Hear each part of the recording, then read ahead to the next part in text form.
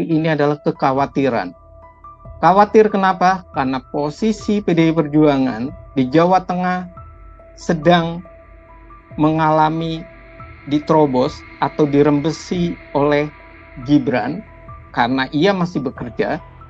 Apa yang diinginkan oleh PDI Perjuangan? Tentu kalau Gibran mundur, jelas bahwa PDI Perjuangan sangat diuntungkan karena Gibran dalam posisi tidak bisa lagi memberikan catatan positif terhadap kinerja atau hasil kerjanya.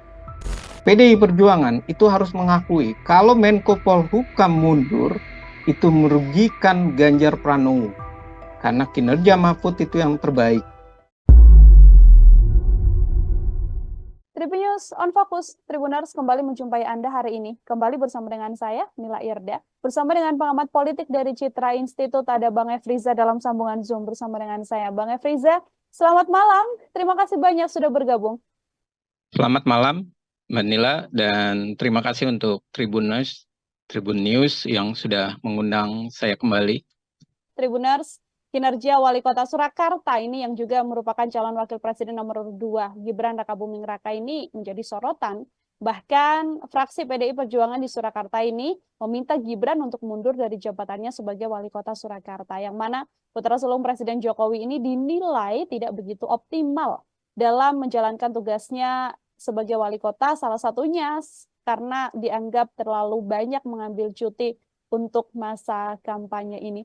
Lalu kemudian bagaimana pejabat yang mengikuti kontestasi Pilpres ini perlu atau tidak untuk mengundurkan diri sesuai apa yang diminta oleh PDI Perjuangan? Bersama saya pengamat politik Citra Institute, Bang Efriza. Saya mau minta pengantar dari Bang Efriza terkait bagaimana situasi publik atau sejumlah pejabat meminta Mas Gibran untuk mundur dari jabatannya. Ya, terima kasih Mbak Nila dan terima kasih untuk Tribun News. Yang ingin saya sampaikan pertama adalah kita harus melihat secara garis besar, secara nyata dan faktanya seperti apa. Yang pertama adalah soal cuti. Ini sudah jelas diatur bahwa cuti itu 1 hari sesuai kebutuhan. Dan sesuai kebutuhan artinya tidak tanpa batas. Dan yang kedua, kita juga harus melihat bahwa nyatanya kalau mereka mengundurkan diri seperti diusulkan oleh fraksi PDI Perjuangan, yang menjadi pertanyaan adalah apakah kita tidak mengizinkan orang-orang baik untuk bekerja, untuk terus bekerja dalam sisa kepemimpinannya. Contoh saja, sebelum PDI Perjuangan menyatakan atau menyuruh Gibran untuk mundur, Mahfud MD, cawapres dari PDI Perjuangan, malah sudah lugas menyatakan bahwa ia tidak ingin mundur dari jabatan Menko Polhukam. Ketidakinginan mundurnya bahkan sampai dia dilantik. Dia ingin sisa akhir masa jabatannya. Dia ingin menyelesaikan tugas-tugas besarnya. Dan dia tidak merasa bahwa dia, walaupun PDI Perjuangan beda kubu dengan pemerintah, ia tidak merasakan bahwa dirinya harus mundur. Bahkan ia ingin berbakti kepada negara. Dan saya rasa kalau posisi ini ada di Ganjar, ada di Anies Baswedan yang belum habis masa jabatan, tentu akan sama. Dia tidak akan memilih mundur. Bagaimana dengan Gibran? Gibran sudah menyatakan bahwa selama ini dia berkoordinasi dengan baik. Jadi ini adalah hal utama, hal pertama yang ingin saya buka sebagai pendahuluan. Apakah kita tidak mengizinkan orang baik, orang yang bisa bekerja dengan baik, orang yang peduli, ingin berbakti bagi negara, diabaikan karena ia sedang menjadi capres dan cawapres? Apakah seperti itu? Tentu tidak. Kalau dari Bang Efriza sendiri mengamati bagaimana kemudian desakan agar Mas Gibran mundur begitu ya dari jabatannya sebagai wali kota Solo, ini arahnya lebih ke arah karena memang tendensius mencari sensasi saja, atau dari kacamata Bang Efriza ini murni adalah suara orang-orang yang memang menganggap Mas Gibran tidak lagi bekerja dengan maksimal sebagai wali kota? Ya, sebelum sampai kepada fraksi PDI Perjuangan yang meminta mundur, kita juga harus lihat reaksi dari Wakil Wali Kota Solo atau Ya. Surakarta. Ia menyatakan bahwa tidak masalah dan selama ini koordinasinya pun juga baik. Dan ia menyatakan bahwa dirinya juga bekerja dengan baik. Memang sebagai wakil ia tidak mengambil kebijakan, namun ia berkoordinasi dengan baik dengan Gibran. Dan seandainya pun mau melakukan itu adalah tunggu sampai akhir Januari dan dievaluasi di Februari. Artinya, pernyataan itu menjelaskan tidak ada masalah. Memang ada perda dan perwali yang perlu difokuskan. Tapi kan eksekutif, gubernur maupun wali kota atau bupati itu mereka tidak bekerja sendirian. Mereka banyak tim dan mereka tentu berkoordinasi. Dan kalau bertanya apakah tendensius atau mencari sensasi, saya melihat bukan tendensius atau mencari sensasi, tapi ini adalah kekhawatiran. Khawatir kenapa? Karena posisi PDI Perjuangan di Jawa Tengah sedang mengalami diterobos atau dirembesi oleh Gibran karena ia masih bekerja. Yang kedua, Gibran dengan masih bekerja, dia nanti akan membuat berbagai kebijakan. Dia menjalankan misalnya perda atau perwali bersama dengan DPRD, tentu akan dirasakan oleh masyarakat. Dan ketika dirasakan oleh masyarakat, ini tentu akan membawa sentimen positif. Ini tentu akan membawa elektabilitasnya naik. Sementara Ganjar sudah selesai, Anies sudah selesai. Dan nyata-nyatanya Menko Polhukam bekerja dengan baik, tidak memberikan dampak langsung terhadap elektabilitas pasangan tersebut. Beda dengan Gibran. Kalau dia bekerja dengan baik, dia tentu akan memberikan dampak elektabilitas kepada Pak Prabowo. Dan Pak Prabowo elektabilitas tinggi karena ada Gibran. Dan yang berikutnya adalah kekhawatiran ini pada dasarnya juga tidak murni benar-benar perlu diragukan atau benar-benar perlu kita merasakan atau merenungkan. Ini karena apa? Karena DPR RI pun juga melakukan hal yang sama.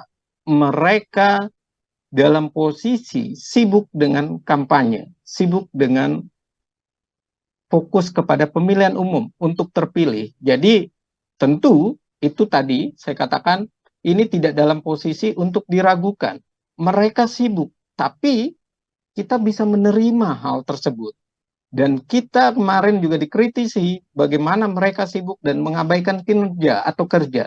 Tapi lagi-lagi kita bisa menerima. Kalau memang kita tidak mau para wali kota ataupun gubernur, bupati ataupun menteri dan segala macam yang ikut di dalam atau pejabat negara yang ikut di pemilihan umum, dibuatlah aturan nantinya UU Pemilu yang mengatur para pejabat negara ketika ia sudah ditetapkan menjadi capres, ia harus mengundurkan diri. Dan ini yang harusnya dibuat. Kalau cuma melihat perspektif bahwa Ganjar sudah selesai jabatannya, Anies sudah selesai jabatannya, lalu kenapa ketika orang-orang itu belum selesai masa jabatannya menjadi sewot? Dan kenapa harus ragu terhadap kinerja mereka? Kan mereka bersama-sama dan mereka pun melakukan itu bukan sendiri. Ini adalah kolektif. Ini adalah kebersamaan dan sebenarnya apa yang diinginkan oleh PDI Perjuangan? Tentu kalau Gibran mundur, jelas bahwa PDI Perjuangan sangat diuntungkan karena Gibran dalam posisi tidak bisa lagi memberikan catatan positif terhadap kinerja atau hasil kerjanya. Yang kedua, tentu kalau Gibran mundur, wakil gubernur yang menggantikan sampai dilantik, wakil gubernur menjadi gubernur. Dan tentu ini menguntungkan dari PDI Perjuangan. Dan yang ketiga, PDI Perjuangan bisa menjaga wilayah Jawa Tengahnya. karena tidak digerogoti oleh Gibran dengan kinerja-kinerjanya yang positif sebagai wali kota. Dan ini yang dikhawatirkan oleh PDI Perjuangan. Selain memang faktanya perwali, perda itu kurang dapat berjalan. Dan ini tentunya ada masalah yang perlu dikomunikasikan semata semestinya. Tidak sampai harus mundur. Oke, harus ada regulasi yang jelas ya kemudian diambil atau dibuat begitu ya agar kemudian pejabat publik yang menjadi calon wakil presiden dalam hal ini konteksnya adalah Mas Gibran bisa ya menjadi wali kota dengan tugasnya dan juga bisa mendapatkan waktu leluasa untuk juga kemudian bisa berkampanye. Bang Efriza, ini Pak Ganjar ini juga kemudian merespon soal bagaimana desakan agar Mas Gibran ini mundur dan respon yang disampaikan Pak Ganjar justru selain Mas Gibran yang harus mundur, peserta lainnya seperti Prof. Mahfud, Prabowo Subianto juga seyoknya malahan juga bisa mundur dari jabatannya dalam kontestasi ini, Bang. Ya, pernyataannya Ganjar tentu dengan seluruhnya diminta mundur, itu memang harus dinyatakan seperti itu. Karena kalau Ganjar hanya meminta Gibran, itu disebut dengan tendensius. Dan tentu itu adalah ketidakadilan. Dan mengapa akhirnya Ganjar meminta seluruhnya mundur? Ya karena dia tahu posisi dirinya dengan posisi Anies itu sudah selesai. Dan kacamata publik sudah menilai ada yang positif, ada yang negatif. Ada yang mendapatkan negatifnya besar, ada yang mendapatkan positifnya besar. Nah, ini merugikan dirinya. Tapi dalam hati kecilnya, dan PDI Perjuangan itu harus mengakui, kalau Menko Polhukam mundur, itu merugikan Ganjar Pranowo. Karena kinerja Mahfud itu yang terbaik. Dalam undang-undang, dalam proses pemerintahan, Pak Mahfud itu adalah orang kepercayaan Pak Presiden Joko Widodo. Dan dia sedang mengemban banyak tugas-tugas yang katanya Pak Mahfud begitu besar, yang diamanatkan oleh dirinya. Kalau Ganjar sampai menyuruh mereka mundur, dan mereka mundur, itu adalah sikap arogansi Ganjar Pranowo. Karena apa? Karena pribadinya yang sudah selesai, kok orang lain tidak boleh mengabdi untuk negara. Orang lain tidak boleh bekerja untuk negara. Dan ini adalah, saya berpikir bahwa Ganjar sedang bermain menyerang Gibran, tapi dengan mengakali supaya tidak terlihat. Makanya semuanya diminta mundur. Kalau posisi pimpinan DPR seperti Muhaimin Iskandar, itu keputusannya kolektif, kolegial. Nah, kalau Mahfud, ini adalah ujung tombak. Bagaimana Menko Polhukam itu bekerja. Bagaimana ia mengkoordinasikan segala aspek. Dan apa yang terjadi kalau semuanya diminta mundur?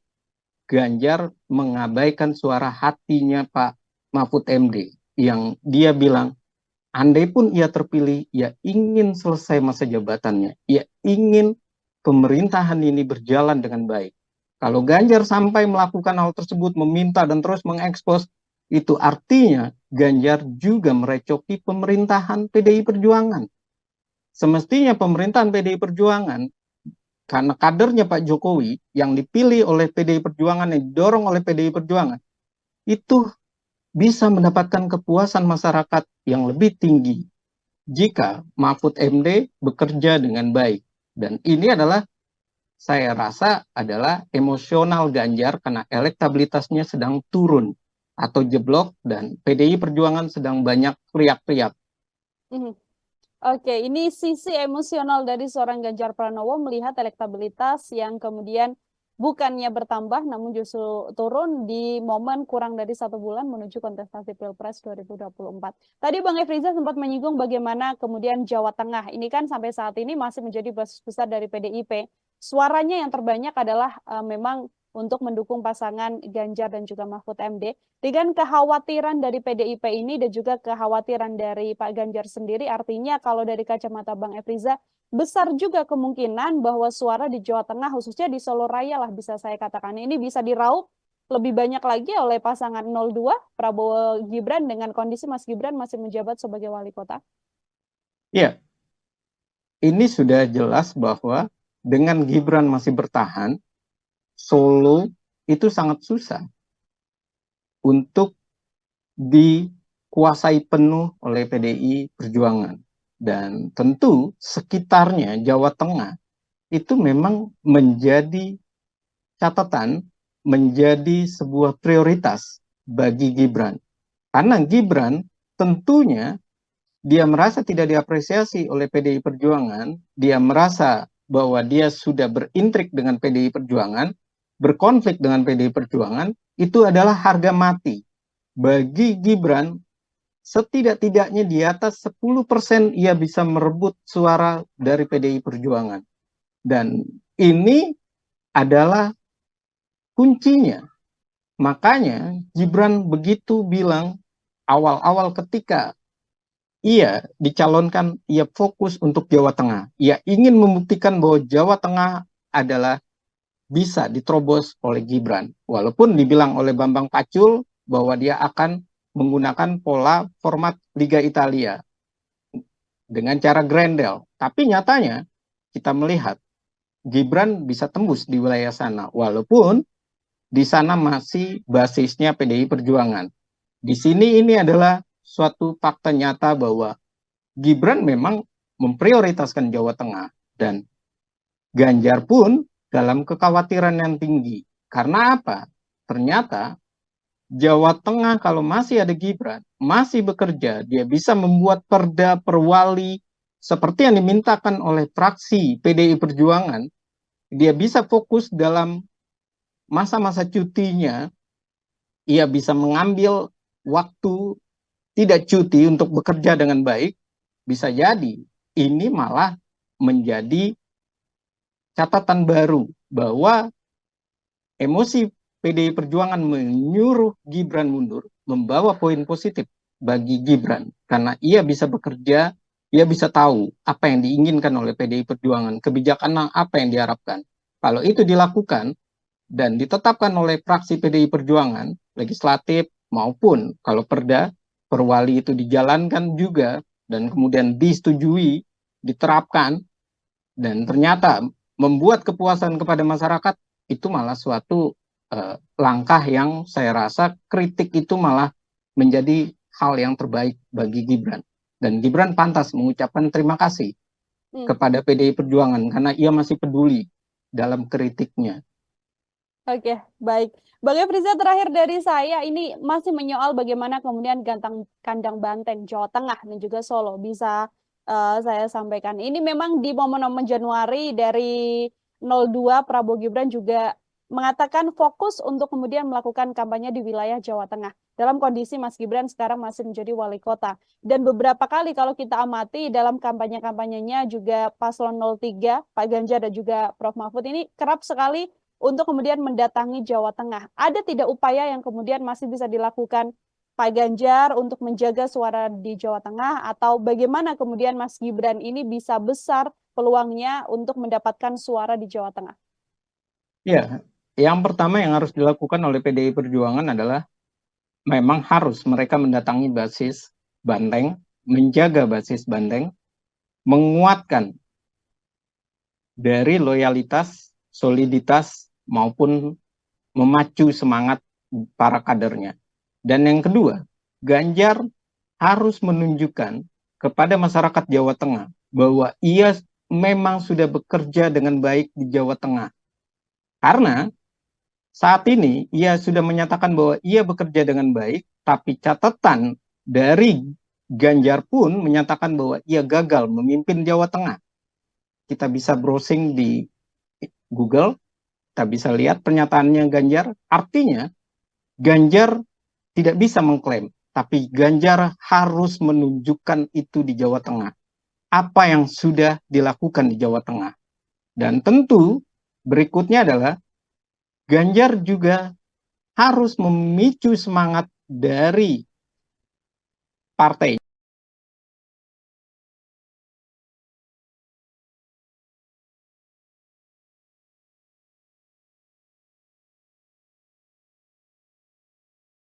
Recording in progress.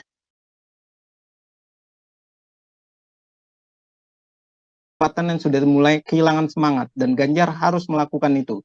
Jadi Ganjar Pranowo tidak harus masuk atau fokus kepada unsur-unsur Islam, tapi bagaimana dia fokus di Jawa Tengah, merangkul seluruh elemen di Jawa Tengah, merangkul seluruh masyarakat Jawa Tengah, dan menunjukkan ia 10 tahun, 2 periode di Jawa Tengah memang benar sudah bekerja dengan baik dan berhasil. Artinya dia meralat kata-kata gagal dirinya dengan pembuktian apa yang sudah dikerjakannya. Nah, ini yang perlu dilakukan oleh Ganjar. Nah, sementara Gibran ini harus jelas bahwa dalam kinerjanya yang mengambil cuti, yang ditenggarai bahwa ia tidak fokus, ia harus menunjukkan fokus itu. Dan tentu Gibran ini beruntung punya wakil dari wali kota yang tidak ikut campur, yang tidak merecoki. Ia tetap ingin bekerja sama dengan Gibran. Begitu juga dengan bagaimana ia membangun forum komunikasi pimpinan. Atau yang dikatakan oleh Gibran, ia selalu melakukan hal tersebut. Berikutnya adalah setda, ia juga harus untuk menggiatkan. Artinya wajah Jawa Tengah di kepemimpinan Gibran itu jangan selalu dimonopoli oleh Gibran seorang.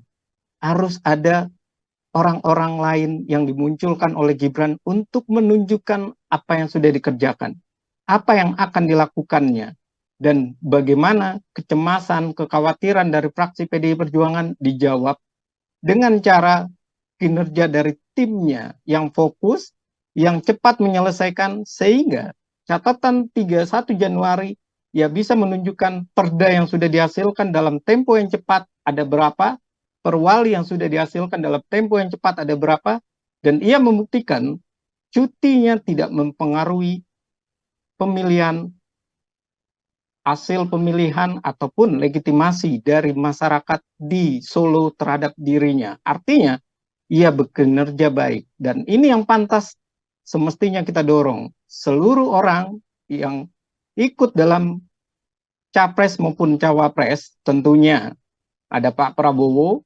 kemudian ada Muhaimin Iskandar, ada Menko Polhukam, Bapak Mahfud MD, dan Gibran. Mereka harus menunjukkan sisa masa baktinya mereka sukses. Sisa masa baktinya mereka bekerja dengan baik. Artinya kita menerima kalau mereka tidak mengundurkan diri, mereka cuti, tapi mereka masih berbakti kepada negara. Kalau tidak, mereka gagal, kita patut untuk mengambil kesimpulan wajib dan perlu dipikirkan kembali bahwa mereka yang mengajukan diri dan sudah ditetapkan oleh KPU sebagai capres dan cawapres mengundurkan diri. Karena hasilnya apa? Ternyata zong dari kinerja mereka atau kepuasan masyarakat terhadap kinerja mereka malah menurun. Dan itu yang perlu dilakukan, kecuali anggota DPR ya, sangat sulit karena nggak mungkin ganti 575 dengan PAW ataupun di daerah-daerah. Dan seperti itu Mbak, catatan kesimpulannya. Baik, terima kasih sekali Bang Efriza untuk kesempatannya berbincang dalam program Tribun Fokus hari ini. Itu menjadi salah satu hal yang menjadi PR besar bagi Ganjar Pranowo dan juga Mas Gibran untuk membuktikan bagaimana masa baktinya yang tersisa, termasuk capres-capres lain atau cawapres yang kemudian masih bertugas untuk menjadi pelayan publik juga. Sekali lagi Bang Efriza, terima kasih untuk kesempatannya berbincang bersama dengan saya. Semoga di lain kesempatan kita bisa berbincang kembali dengan tema dan juga bahasan lainnya. Selamat beraktivitas kembali. Selamat malam Bang Efriza. Selamat malam dan terima kasih untuk Tribun News, dan mohon maaf kalau ada salah kata. Terima kasih Mbak. Terima kasih sekali lagi Bang Efriza. Demikian Sama-sama, Tribuners, obrolan saya bersama dengan pengamat politik dari Citra Institute Bang Efriza. Nantikan obrolan saya lain dengan tema-tema lainnya. Saya Nila Irda pamit undur diri. Terima kasih dan sampai jumpa. Download Tribun X sekarang. Menghadirkan lokal menjadi Indonesia.